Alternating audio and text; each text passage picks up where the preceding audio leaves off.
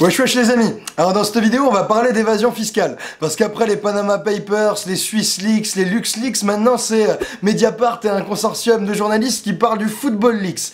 Et à cette occasion là on a fait une vidéo, nous on s'en causait sur Ronaldo et ses millions qui planquaient aux îles Vierges et je sais pas où. Et dans les commentaires de cette vidéo on s'est rendu compte qu'il y avait certaines personnes qui étaient très peu choquées par l'évasion fiscale. Et du coup on s'est dit qu'on n'avait peut-être pas été assez clair et on avait envie de revenir sur le problème de l'évasion fiscale de la manière la plus claire possible. Alors l'évasion fiscale, c'est quand quelqu'un gagne de l'argent dans un pays mais le planque à l'étranger pour éviter de payer les impôts qu'il doit.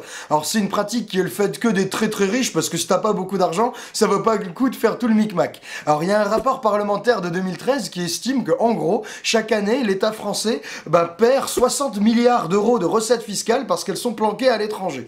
Alors 60 milliards d'euros, ça fait un peu abstrait mais ça correspond à l'impôt sur le revenu, au budget de l'éducation nationale. Et une autre manière de voir ça, c'est de se dire que ces 60 milliards d'euros qui sont planqués à l'étranger, c'est à d'autres gens de les payer. Donc il y a d'autres gens qui payent 60 milliards d'euros d'impôts à la place de ceux qui les planquent. 60 milliards à payer en plus par d'autres, c'est encore un peu abstrait. Donc pour mieux se représenter ça et le rendre concret, on s'est demandé combien ça faisait d'impôts supplémentaires par personne. Alors il y a 60 milliards d'euros qui manquent par an. Si on les divise par les 36,7 millions de contribuables, ça fait 1635 euros par an.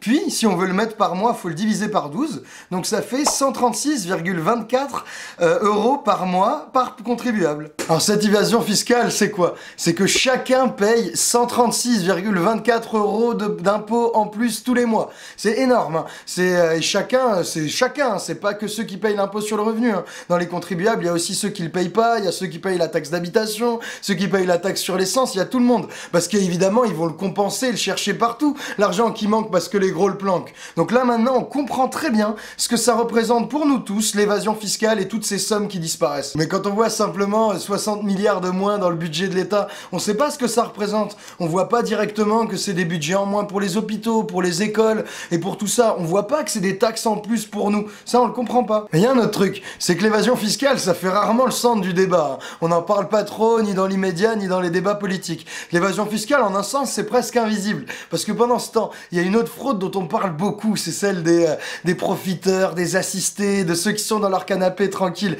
Ça, on en parle tout le temps. Alors si on prend la fraude au RSA, là, c'est le branleur dans son canapé qui touche la thune sans rien faire et qui a pas droit. Cette fraude, c'est maximum 100 millions d'euros. Donc avec le même calcul, ça nous donne 0,23. Ça veut dire 23 centimes d'euros par mois. Wouhou! Donc ça, si on compare aux 136,24, ça nous fait que ce qu'il y a après la virgule. Donc c'est pas grand chose en comparaison. Bon, mais si on compte large les fraudes liées à l'assistanat, c'est-à-dire maladie, retraite et alloc familial, il y a un rapport de la Cour des comptes de 2010 qui évalue tout ça à 3 milliards d'euros par an. Alors avec le même calcul, qu'est-ce que ça fait 3 milliards d'euros par an? Ça fait 6,81 €. Bon alors récapitulons pour être très clair. D'un côté, on a l'estimation max de la fraude sociale. Ça nous coûte 6,81 € par mois. Et de l'autre, on a une estimation très tranquille de l'évasion fiscale qui nous coûte 136,24 €. Donc si vous voulez être au clair, vous voyez ce qui vous coûte le plus. Alors bien sûr, on dit pas ça pour excuser la fraude sociale, évidemment que tricher c'est pas cool. Non, on met ces deux chiffres en tête pour simplement qu'on se rende bien compte quel est le premier problème des Français et qu'est-ce qui ne l'est pas. Parce que l'évasion fiscale dont on parle là, c'est que celle qui est illégale. Hein. On parle pas de l'évasion fiscale légale de toutes les grandes entreprises, ou en tout cas de beaucoup, qui s'arrangent pour passer par plusieurs pays pour que leur activité en France soit moins taxée. Par exemple, Apple, Google, Amazon, elles payent parfois moins de 1% d'impôts en France alors qu'elles font plein de boulot ici. Et pendant ce temps, il y a plein de petites boîtes qui se font étrangler par la crise, les charges et tout ça.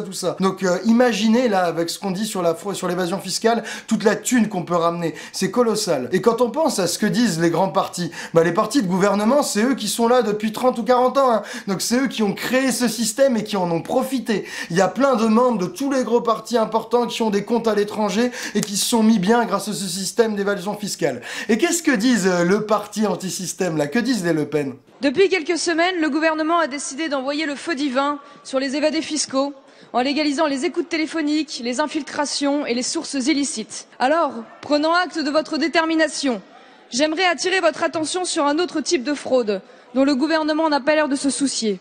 Je veux parler de la fraude sociale. Bon, l'évasion fiscale, ça a pas l'air d'être sa priorité. Elle préfère taper du doigt sur ceux qui touchent le RSA. Bah, plus sérieusement, ce qu'on comprend, c'est que si on s'attaquait vraiment à l'évasion fiscale, et il y a plein de moyens qui existent, hein, c'est juste une question de volonté politique, bah, on pourrait baisser les impôts de plein de catégories en difficulté, notamment les petits patrons et plein de gens dans la merde. Et puis surtout, ce qu'on pourrait faire, c'est augmenter les budgets de l'hôpital, de l'école et de la police qui en ont bien besoin.